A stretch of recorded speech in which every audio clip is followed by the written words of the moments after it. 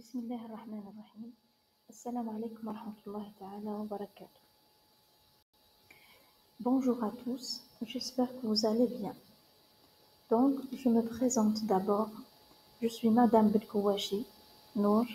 J'ai un doctorat en écologie, spécialité gestion durable des écosystèmes et protection de l'environnement. Vous pouvez me contacter par adresse email benkoachi.n@centre-mila-26mila.dz. Vous pouvez aussi me contacter en présentiel. Je suis disponible dans le bureau le dimanche et le mercredi de 11h vers 14h. Donc, pour commencer ce cours, je vais commencer par une présentation du cours. Donc, durant ce semestre, je vous enseigne le module de législation. Ce module est intéressant, c'est pour cela il est intégré durant le parcours en biologie de toutes les spécialités. Donc, on va commencer par le contenu de la matière. Donc, la matière contient 6 chapitres. D'abord, on va voir dans le premier chapitre des notions générales sur le droit, en débutant par une introduction générale et en terminant par le droit pénal, c'est-à-dire concernant le premier chapitre. Dans le deuxième chapitre, on va présenter la législation algérienne en se basant bien sûr sur le journal officiel. Dans le troisième chapitre, on va entamer quelques réglementations générales telles que la loi du consommateur, les additifs alimentaires, l'emballage, l'étiquetage et quelques informations d'hygiène. Ensuite, on va parler du quatrième chapitre, dans le quatrième chapitre, des organismes de contrôle, comme le Centre algérien de contrôle de qualité et de l'emballage, le Bureau d'hygiène, l'ONML, l'Office national de métrologie. Lorsqu'on termine ce chapitre, on passe au cinquième chapitre qui contient les notions de normalisation et accréditation algérienne, EANOR et Algérac. Et on termine ce cours par le sixième chapitre, par le système de normalisation internationale ISO, Codex alimentaire NA et AFNOR. Donc, on va commencer par le premier diapo. On va parler des notions générales sur le droit. Dans ce chapitre, il faut savoir la différence entre le mot droit, le mot loi et le mot législation. Donc, le droit, c'est le plus général, c'est le mot le plus général. On va voir c'est quoi le droit, aussi les sources du droit et les divisions du droit. Premièrement, il faut savoir donc, on va commencer par le droit. Donc, chaque pays établit des règles et des principes à respecter par les individus dans la société. Pourquoi l'établissement de ces règles? Donc, pour organiser la vie en société. Dans la société, il faut faire des règles pour régler et organiser la société. Donc, remarque, ces règles qui ont formulées de manière générale et impersonnelle concernent chacun et ne désignent personne en particulier. C'est-à-dire, ce sont des lois et des règles général. Il ne désigne pas une personne en particulier.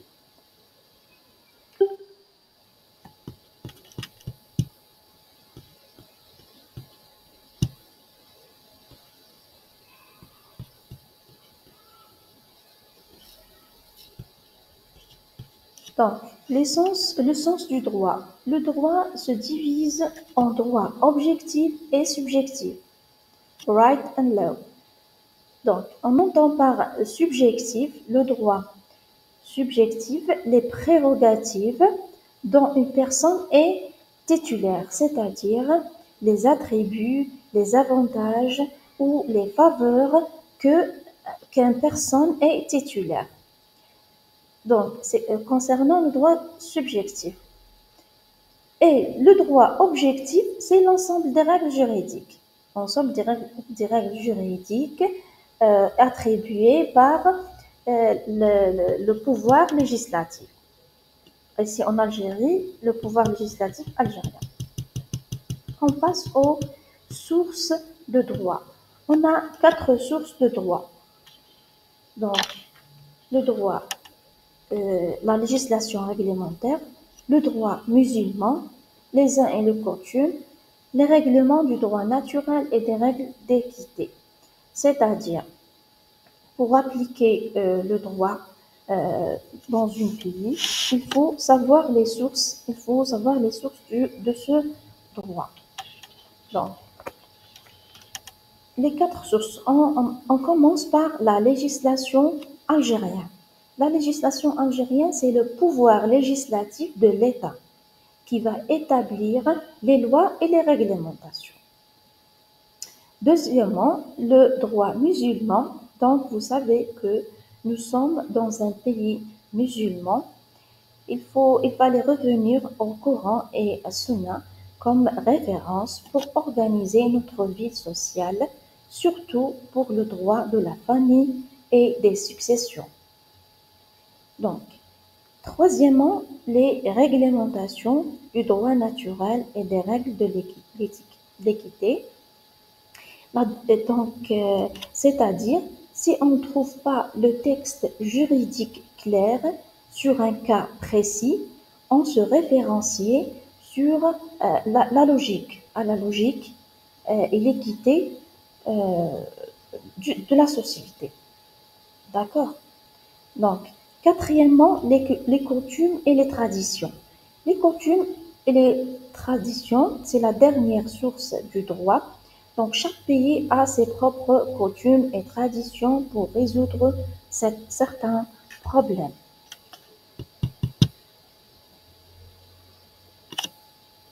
Donc, comme on a parlé avant, donc, en absence d'une disposition légale, on continue par le droit musulman. Le droit musulman, donc en absence d'une disposition légale, le juge se prononce selon les principes du droit musulman et à défaut selon la coutume, c'est-à-dire il se prononce aux dispositions légales, au droit musulman. S'il n'y a pas un cas, il n'y a pas un texte clair sur un cas particulier, il a défaut selon la coutume. La coutume, c'est-à-dire la coutume, c'est-à-dire donc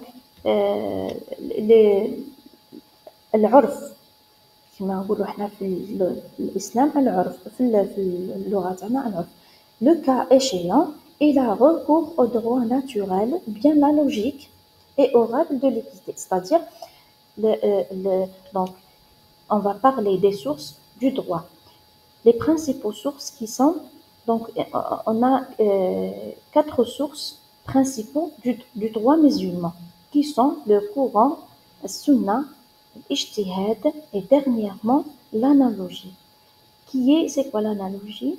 Qui est l'étude des cas ou des dispositions ou bien des situations similaires, on dit en arabe al-qiyas. Donc, ces sources sont contenues par les 4 doctrines. Les 4 doctrines, il y en a الحنبلي, الشافعي, maliki ou al-hanafi, quand vous les savez. Concernant l'ensemble des règles non écrites et non élaborées par le pouvoir législatif, donc on dit en arabe, c'est-à-dire c'est les pratiques généralement et fréquemment admises et auxquelles soumise toute la société. La coutume se caractérise par l'obligation à la différence de l'usage et de la tradition, c'est-à-dire l'urf ou l'adat ou taqalid.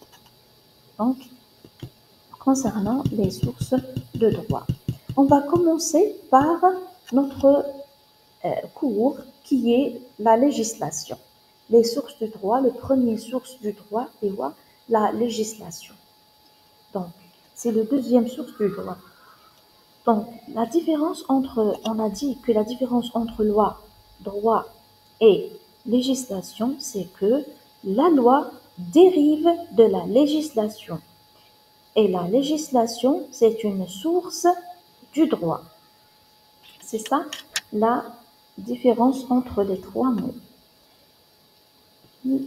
Le mot législation, c'est l'ensemble des lois et des réglementations en vigueur dans un pays, relatifs à tous les domaines d'intérêt ou de la société.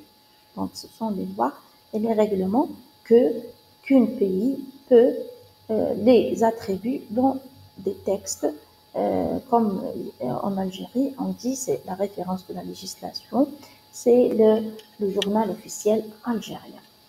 Donc la principale, on a dit, c'est aussi c'est l'ensemble des lois et des règlements en vigueur dans un pays, exemple la législation algérienne, ou bien ceux relatifs à un domaine particulier, exemple la législation du travail, du commerce, etc. Donc c'est les types de législation. Donc la législation est un acte qui a trois types. On a trois types de législation. Premièrement, c'est la législation principale. On dit législation principale ou bien la constitution. Deuxièmement, une législation ordinaire. L'ordinaire, c'est la loi. On a dit la loi dérive de la législation. Et la législation, c'est une source du droit. C'est ça la relation entre ces trois mots. Troisièmement, les textes réglementaires. On va commencer par la première source qui est la première division de la législation qui est la Constitution. C'est quoi la Constitution? On dit en arabe Dustour. La Constitution, c'est l'acte juridique suprême. Elle constitue quoi? Elle constitue la loi fondamentale. La loi fondamentale, c'est le principe de l'État. Loi fondamentale, loi Dustour, comme vous savez, on trouve dans la Constitution les formes, elle détermine la forme de l'État, les pouvoirs et les prérogatives et le rapport des droits et des devoirs des citoyens. C'est-à-dire que Dustour, il contient les règles constitutionnelles de l'État. Deuxièmement, les traités internationaux. Traités internationaux, c'est-à-dire اتفاقيات خارجية. Donc, les traités internationaux, ce sont les accords et les conventions écrits, passés entre les sujets de droit international. Il faut savoir que les traités internationaux sont écrits et passés sur le droit international. C'est-à-dire, il faut savoir le droit international pour écrire et passer ces conventions. L'État et l'organisation internationale aussi, et les mouvements de la libération nationale, notre libération nationale. D'accord? Donc, en Algérie, dans notre pays, le président de la République conclut et ratifie les traités internationaux. C'est lui qui conclut et ratifie les traités internationaux. Il signe également les accords d'artémistis et les traités de paix. Les traités de paix, Mu'ahadat Salam, etc. sur lesquels il recueille l'avis du Conseil constitutionnel. C'est-à-dire, il faut attribuer un Conseil constitutionnel et, c'est le président qui traite et paye et signe les accords internationaux, les accords de libération ou bien les traités internationaux. Donc, il est soumis immédiatement à l'approbation expresse de chacune des chambres de Parlement. Vous savez que le Parlement a deux chambres, qu'on va les parler dans les diapos prochains. Premièrement, troisièmement, on a parlé au début de la législation, la Constitution, et on a parlé aussi des traités internationaux. Troisièmement, la loi. On a dit que la loi dérive de la législation. La loi, c'est quoi? Ce sont les textes émanant du Parlement par ces deux chambres. Elle appelle comme le Parlement contient deux chambres. La chambre haute, c'est l'Assemblée populaire nationale, l'APN, et basse, le Conseil de la nation. مجلس الشعب كما تشوفوا في البرلمان الجزائري. Donc, d'autant plus, la loi désigne dans son sens large le droit objectif, c'est-à-dire le droit objectif qu'on a parlé, c'est les règles juridiques. On a parlé du diapo avant du deux sens du droit. On a dit que le premier sens, c'est le droit objectif qui constitue les règles juridiques que l'État les attribue, et deuxièmement le droit subjectif qui constitue les prérogatives ou bien les attributs, les faveurs pour la société ou bien pour les personnes vivant dans une société. Donc, il est en général pas de privilège, sauf si la mention de l'exception, donc c'est-à-dire le droit, il est général et s'applique en général, sauf s'il y a des privilèges, des parties particuliers. On dit la mention à l'exception de, et on va mettre la loi comme exception. D'accord? Donc, elle est permanente, c'est-à-dire elle est permanente tout le temps et partout, c'est-à-dire travaille tout le temps, permanente. Donc, on peut les appliquer en permanence, c'est-à-dire sauf si on dit, sauf si une autre loi le annule, c'est-à-dire permanent. Il s'applique tout le temps et en tout cas, d'accord? Donc, elle apparaît un jour de franc, on désigne donc plusieurs types de lois. Les lois constitutionnelles, comme on a dit la Constitution, les lois constitutionnelles, les lois référendaires, les lois organiques et les lois ordinaires, les lois de finances. Donc, il y a de tous les types de lois constituées dans les types de lois. Deuxièmement, on va parler de l'ordonnance. L'ordonnance, c'est-à-dire, en droit constitutionnel, cet acte du gouvernement prend valeur de la loi. L'ordonnance, c'est-à-dire l'amr. Donc, c'est un droit constitutionnel de souris. Donc, cet acte du gouvernement prend valeur de la loi. Donc, c'est le premier, l'amr, c'est le premier, comment dirais-je? Donc, on va expliquer l'ordonnance. Le Parlement autorise préalablement à légiférer par ordonnance. C'est-à-dire, l'ordonnance, c'est le premier, comment dirais-je, أهم شيء في la loi هو l'ordonnance. Donc, c'est la décision prise par un magistrat de siège. c'est le texte législatif émanant de l'autorité du roi sous l'Ancien Régime. L'Ancien Régime, c'est le texte législatif émanant par l'autorité du roi, c'est-à-dire le roi de l'Ancien Régime, l'ancien régime Bekri. Donc, en termes de l'article 124 de la Constitution, ici, c'est le président de la République qui est légiféré en cas de vacances de la l'APN ou dans les périodes d'intercession du Parlement. Donc, vous savez que le Parlement fait donc les deux sessions اللي هما البارتي اللي ما يخدمش فيها le Parlement. La décision qui est une décision en urgence, c'est le président de la République qui prend la décision au lieu du Parlement, lorsque le Parlement est en vacances. Donc, c'est le président qui va prendre la décision. Les ordonnances non adoptées par le Parlement sont caduques, c'est-à-dire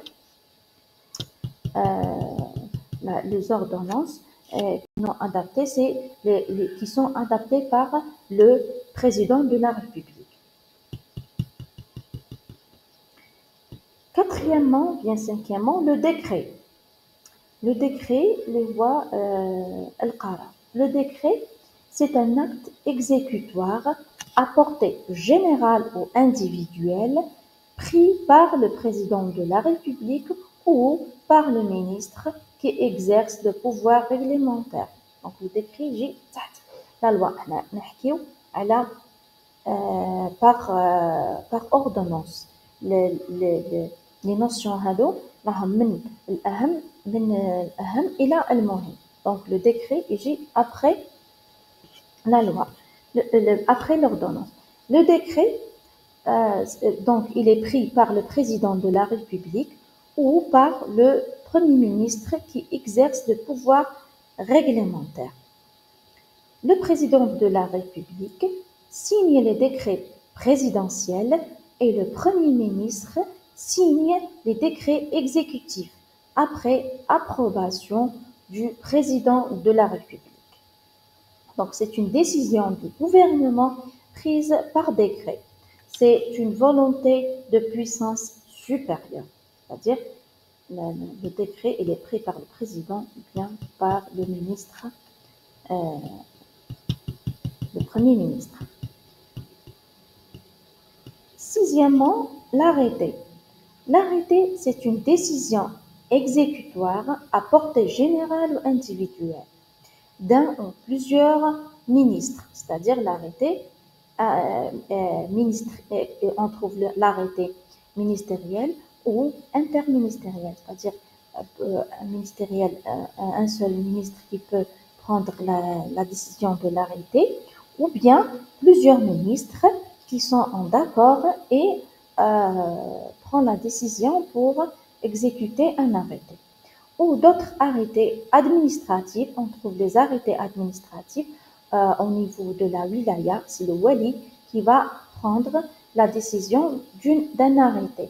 Et qui احنا في شنو نقولوا القانون الداخلي كما المؤسسات la wilaya c'est le wali, la commune c'est la PC, donc le président de la commune. L'établissement public à caractère administratif, c'est le chef du service, etc. C'est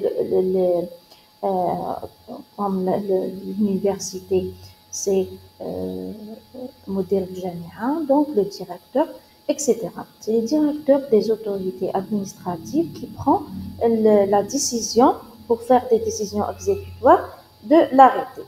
D'accord? Donc, les arrêtés ont une valeur inférieure au décret. On a dit qu'on a ordonné les textes législatifs, les types de la législation, par ordre du plus important jusqu'à l'important. Donc, l'arrêté, c'est une valeur inférieure au décret.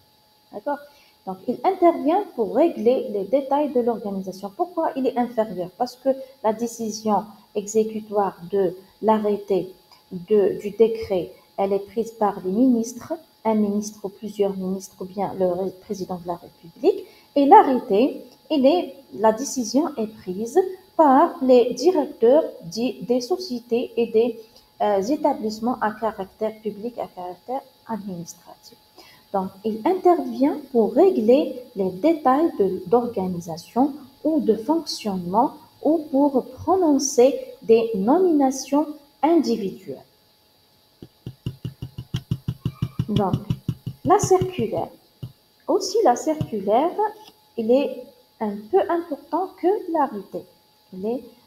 Donc, la circulaire, c'est quoi? C'est une instruction de service écrite adressée par une autorité supérieure à des agents subordonnés en vertu de son pouvoir hiérarchique.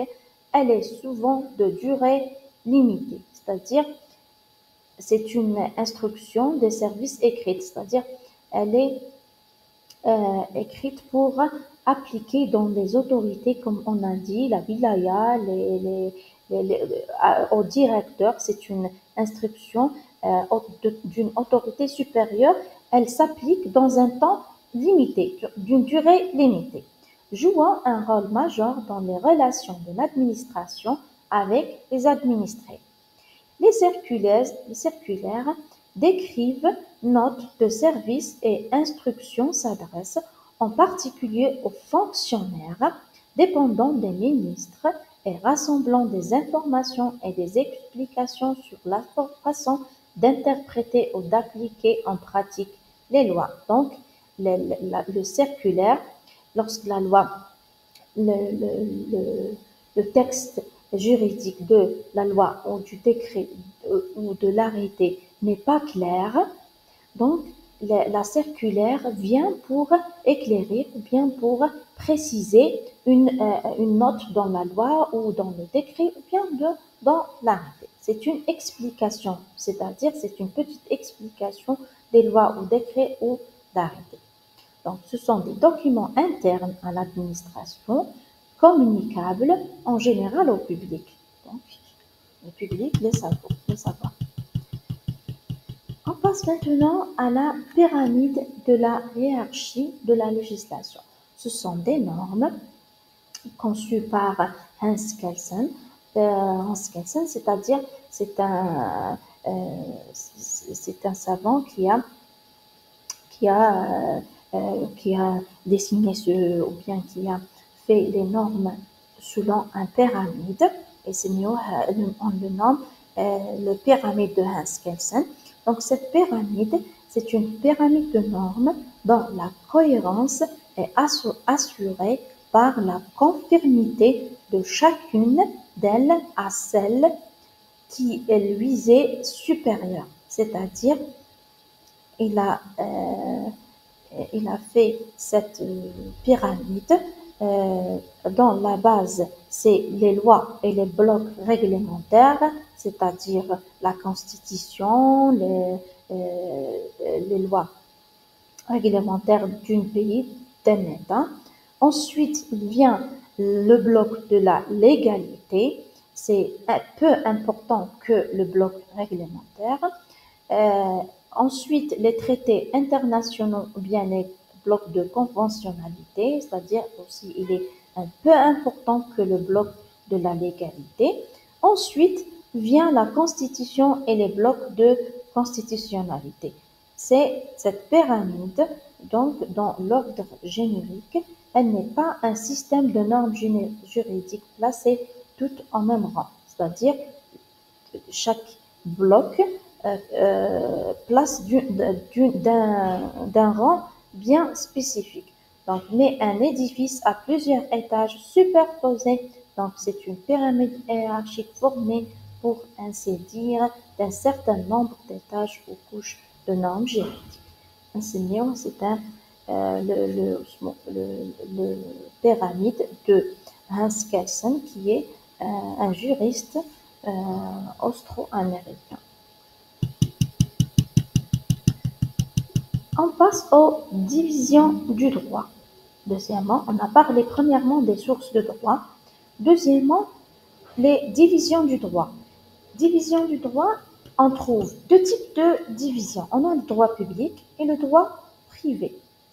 Le droit public correspond aux règles qui organisent les relations entre l'État, les fonctionnaires et les usagers. Donc on trouve trois branches. Le droit constitutionnel de Souris qui organise le fonctionnement de l'État, le droit administratif de l'administration qui fixe les règles de fonctionnement des administrations et des collectivités locales et les rapports avec les usagers, et dernièrement le droit pénal qui sanctionne les interactions aux lois. Ce sont les trois types de droit public. Deuxièmement, le droit privé. Le droit privé concerne les relations entre les personnes de droit privé et comporte trois branches, le droit civil, commercial et le droit du travail. Le droit civil qui régit les rapports entre les particuliers éventuellement et les entreprises. Le droit commercial qui fixe les règles entre les commerçants. Le droit du travail qui organise les relations entre les employeurs et les salariés. Donc, le journal officiel. On va parler dans ce deuxième chapitre d'une présentation de la législation algérienne, c'est-à-dire le journal officiel de la République algérienne démocratique et populaire. Le site est www.joratdp.dz et voir le secrétariat général du gouvernement sur ces trois sites. Donc, ce sont des liens utiles. Donc, c'est le site du journal officiel. Lorsque vous entrez dans le site, vous allez trouver cette page. Donc, le journal officiel. Le journal officiel est le moyen par lequel le gouvernement rend public l'ensemble de ses textes juridiques et réglementaires. Donc, il y a le moyen de traduire le journal officiel. فيه les textes juridiques et réglementaires القوانين والقواعد الموجودة الاتفاقات الدولية والقوانين المراسيم القرارات والآراء المقررات المناشير الإعلانات والبلاغات اللي كنا نحكيو عليهم اللي هما les décrets les arrêtés les ordonnances etc. Donc il contient les constitutions consécutives, les lois, les ordonnances, les codes, les décrets, les arrêtés et les décisions de nomination. Il est publié officiellement en arabe. Il est traduit en français aussi. Donc, l'Algérie a publié son premier journal officiel en date de 6/7/1962, soit 24 heures après la date officielle de l'indépendance de l'Algérie. Vous savez que l'indépendance, c'est le 5, après 24 heures, le 5 juillet, et après 24 heures, le journal officiel voit le jour. Donc, son nom à l'époque de l'État, c'est le journal officiel de l'État algérien, le 26/10/62, 3 mois plus tard, il change de nomination pour devenir le journal officiel de la République démocratique algérienne, populaire algérienne. Le journal officiel de la République algérienne démocratique et populaire, plus connu sous le nom de JORA. G-O-R-A. Donc, auparavant, les textes officiels de le texte officiel de l'Algérie, sous dénomination française, était le bulletin officiel du gouvernement général de l'Algérie, le temps créé en 1973. La périodicité, elle était irrégulière, mais pas régulière.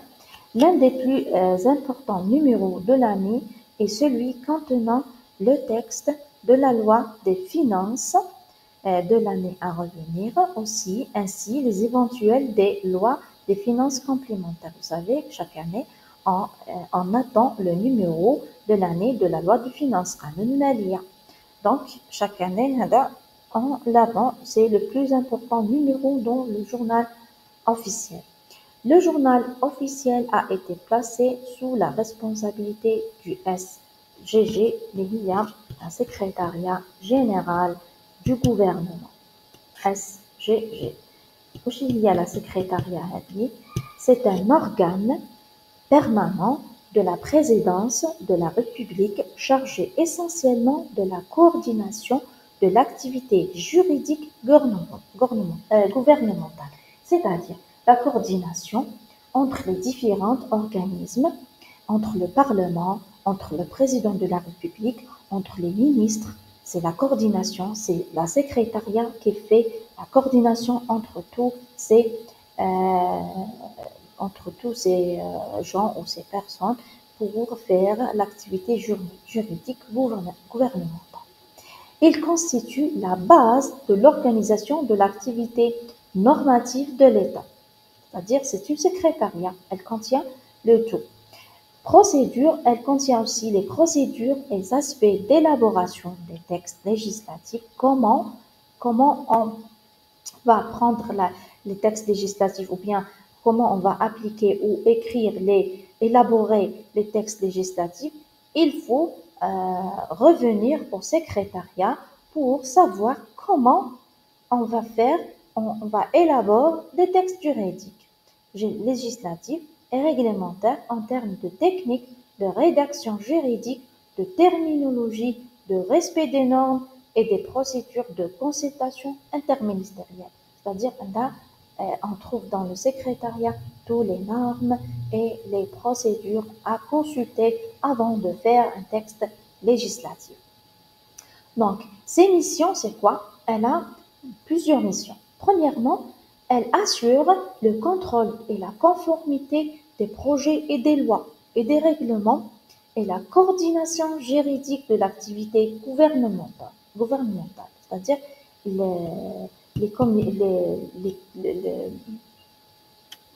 donc, elle règle tout le contrôle de conformité. Elle fait le contrôle, assure le contrôle de conformité et la coordination. Deuxièmement, la préparation des projets des textes. Elle prépare des projets des textes à soumettre sous la signature du président. Donc, ils font des conventions entre le président et les ministres, bien entre les différentes organisations pour élaborer les textes juridiques. Donc, la SGG, qu'est-ce qu'elle fait? Elle prépare les projets de textes pour les signer, pour les soumettre à signature. Donc, aussi, du président, bien, elle prépare les textes à soumettre à la signature du président de la République ou bien du ministre, et elle assure aussi la publication au journal officiel. C'est la secrétariat qui assure la publication du journal officiel. Elle prépare aussi, avec les autorités concernées, l'ordre du jour des réunions. Elle prépare les réunions et les jours, la date, l'heure, etc. du gouvernement et du conseil du ministre. C'est-à-dire, c'est la secrétariat qui prépare toutes les réunions, comme toute secrétariat dans le monde.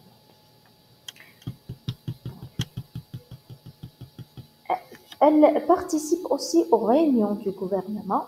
La secrétariat participe dans les réunions et les conseils des ministres. Elle établit le relevé des débats et des conclusions du conseil. En conclusion, elle porte un nouveau loi, ou bien un nouveau arrêté, etc.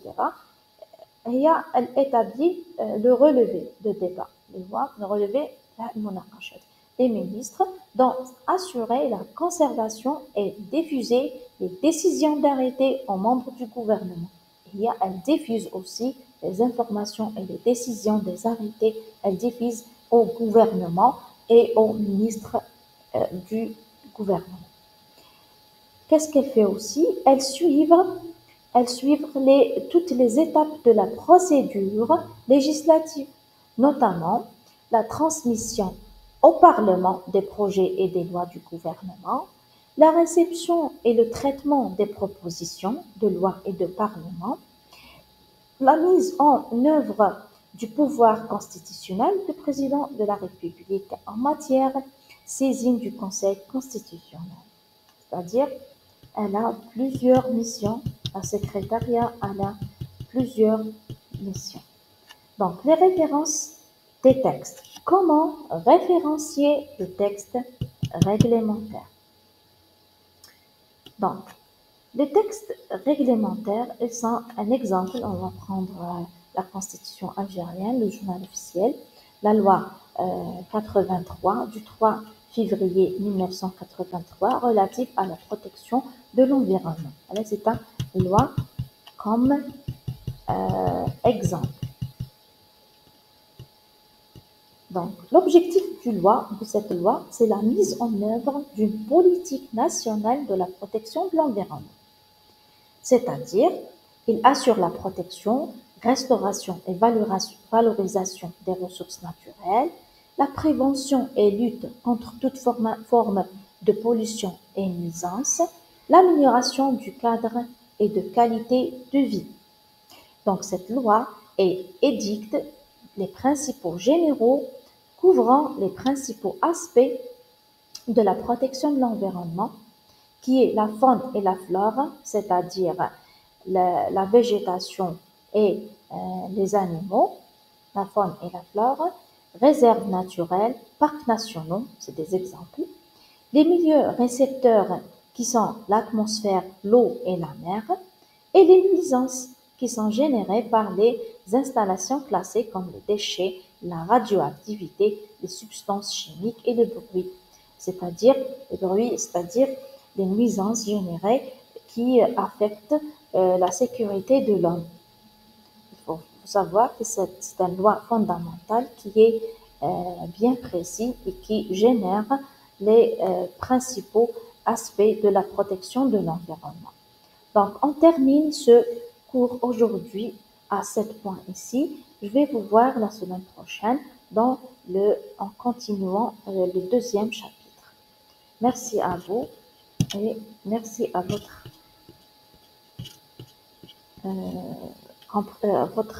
présentation ou bien à votre assistance.